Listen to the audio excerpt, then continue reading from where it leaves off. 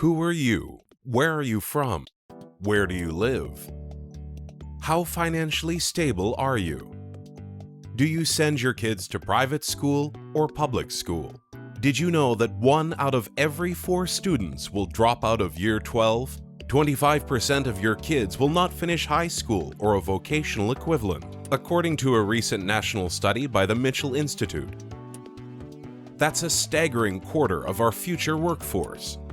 27% of students from New South Wales dropped out, while 23% of Victorian students did not complete their schooling. Your child could be that one of the 4. If you answered Indigenous Australian, or that you live in a remote area, that you struggle to make ends meet, and your kids attend public school, then the chances that your child drops out of school is even greater. Where wealthier families only see 10% of their kids leave school early, a massive 40% of students from low-income families cease their education early. Only 44% of Indigenous students complete year 12, compared to 75% of non-Indigenous students. And if you live in a remote area, 57% of your children drop out, while 77.5% of socially disadvantaged students attend public schools. Government funding to these schools has only increased 52% between 1991 and 2000.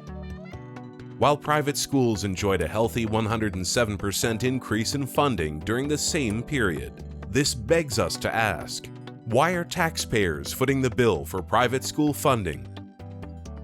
Why isn't the government dedicating a greater portion of funds for public schools? Isn't Australia the lucky country? Shouldn't the education of all Australians be equally important? If so, then why is the government creating such a great divide amongst our youth? While you contemplate these questions, think about this.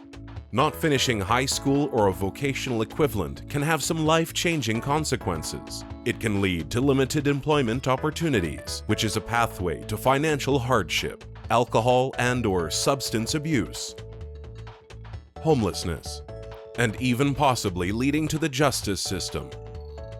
There are students who are exceptions to this rule, but is it worth betting your child's future on? So, it's time we speak up. For our children's sake.